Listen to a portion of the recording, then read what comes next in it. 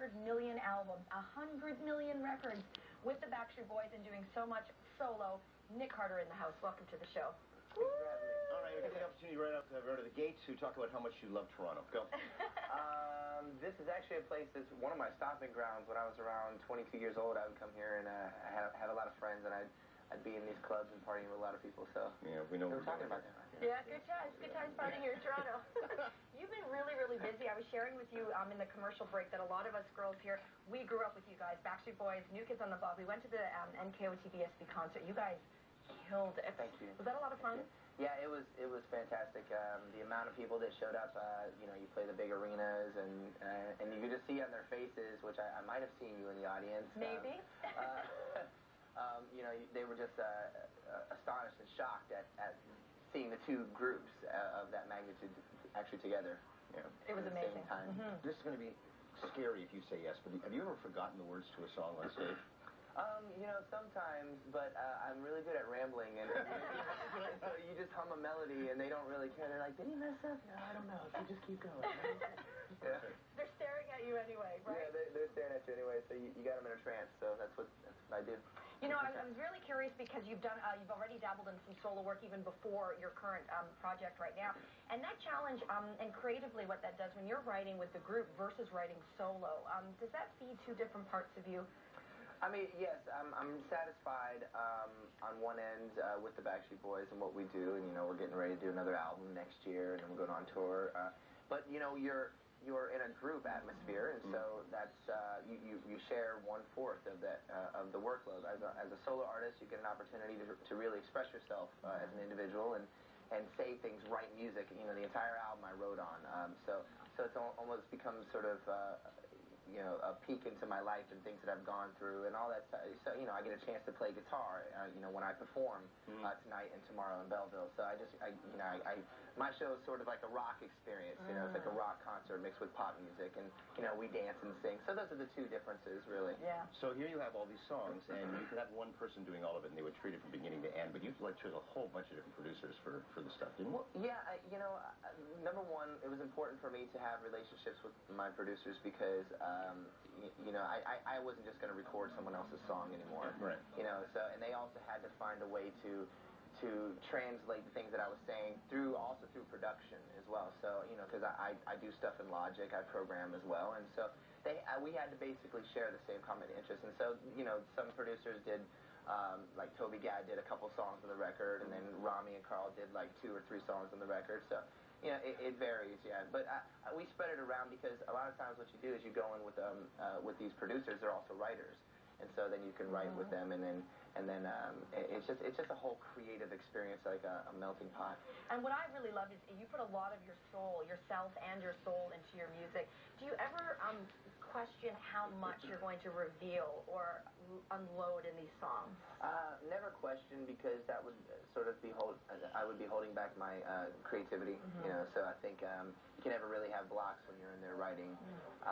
So I kind of bear it all. I think, you know, I've taken a little bit from the past and you know, in life, and then also experiences in the group and family and relationships, and you kind of put them all on the table. And as you go through life, I'm sure more albums and, you know, will change and things will happen, and you know, that magical song will occur. Absolutely. Did this, we've heard this so many times before, and it ends up being like the big huge hit.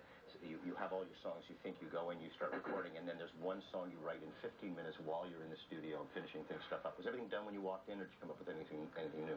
You know, really what we did is we sat down and, you know, we created from scratch. And there was scenarios in the studio where I call it that song, that magical song that you wait, like the stars all line up and everything. I had a song on that album called, this new album called Falling Down. And I remember hearing the melody with one of my dear friends, actually, Matthew Gerard, who is a Canadian at heart, and he also, but he lives out in LA. And he wrote on my first solo record.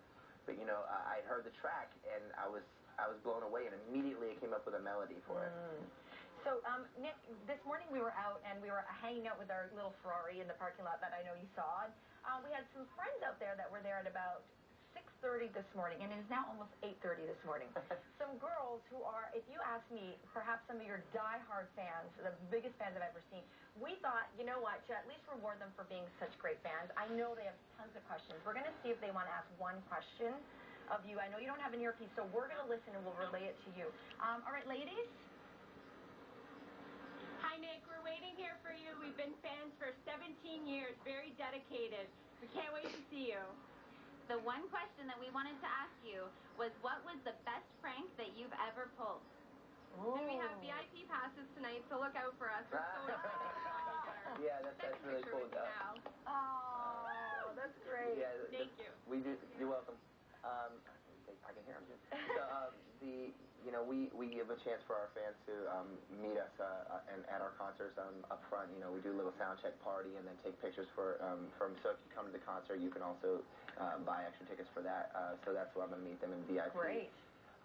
But the best prank that I ever played actually was on Halloween, and I had done that, I don't know, maybe 8 years ago. And long story short, I fooled a bunch of actually Canadian dancers who were they were actually dancing for my brother, and they came down and we had done this prank where we set up on Halloween.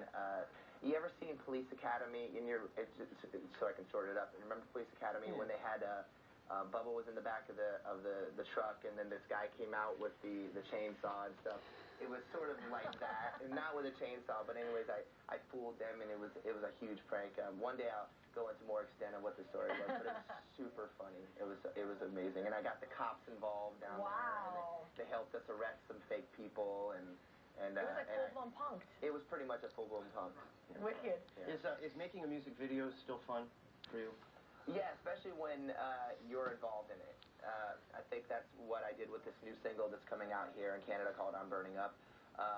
The first song that I had done around the world off my album was called Just One Kiss, and I wrote that treatment along with my friend Danny Rowe, and we also co-directed the video, and I did the same thing with this one, I'm Burning Up. So we invited a bunch of fans in Nashville to go to a club, and we had about 400, 500 fans that were able to be in the video with us. And it was just, I mean, we did this whole paint party where we took off our shirts and we were throwing paint on each other, threw black lights in there, DJing. It was like a full-blown just club party. So tonight you are where? Tonight I am in Mississauga. Tonight, Mississauga, tomorrow, Belleville. Yes. And we want to thank you so much for passing by tonight. Best of luck with this album. And as we say goodbye, the girls wanted to give you their special goodbye as well. So Nick Carter, there you go, ladies. There you go. Thank you so much for joining us this morning. Thanks, tons, Nick. It's 8:28. You're